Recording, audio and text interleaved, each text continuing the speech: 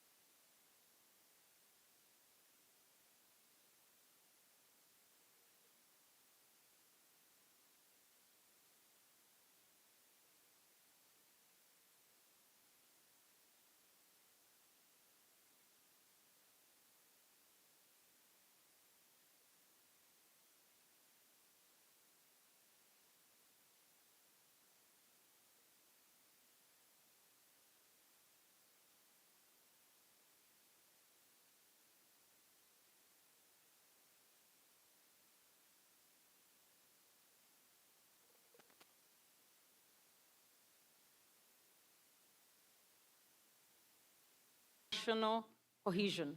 This means expanding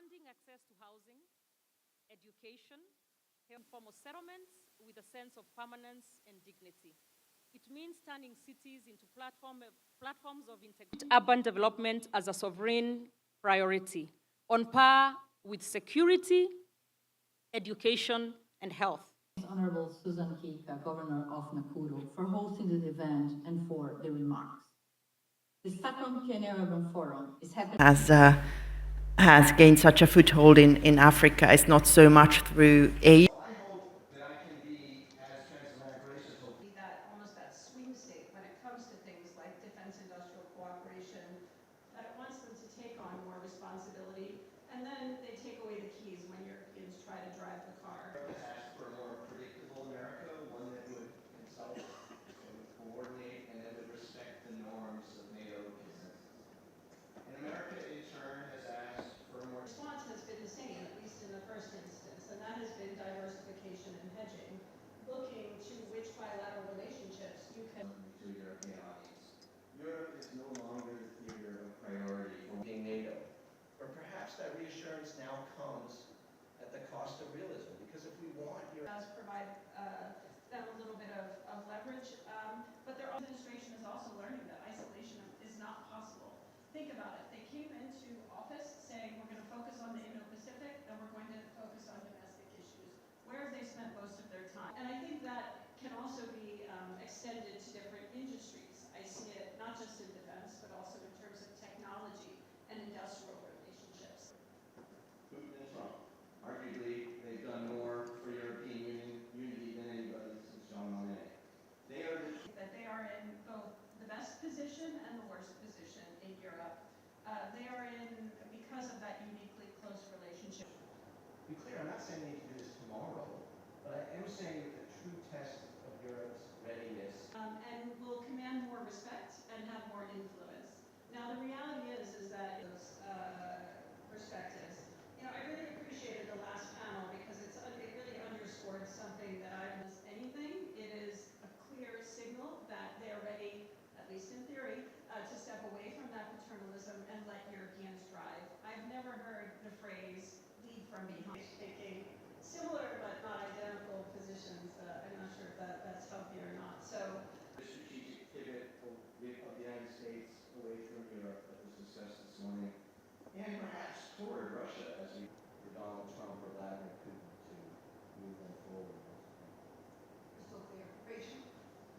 So, you know, you might not want to be a part Could be a European. We have Mr. Bakari, the Foreign Minister of Benin, what is your country's position on Ukraine and why? Thank you very much. I think we have some kind of unanimity here, and I will reuse the framework led by President Stubb before. We in Benin, for us, we strongly condemn the invasion of Ukraine, mainly due to the values, because it's more a question of values for us. We are a small country of 13 million inhabitants. We are a neighbor of a big country also, Nigeria. So we know that multilateralism is something very important, and the rule of law, international rule of law, is very important. And you know, it's mainly based on the values, even if we maintain our relationship, our diplomatic relationship with Russia. Because this is due for history, I still have an ambassador in Moscow, and we are facing the threat of Russia in our region, because Russia is supporting you know, the military regime in Sahel region today. They are, I would say, targeting us because we are not supporting them, but I think it's, as I said, a question of values. If you belong to your values, you have to say straight in the face of your friend that what they are doing is wrong. Then I want to talk about interest. Because, look, at the end of the day, just a question of interest. You know, we have an economy based on agriculture.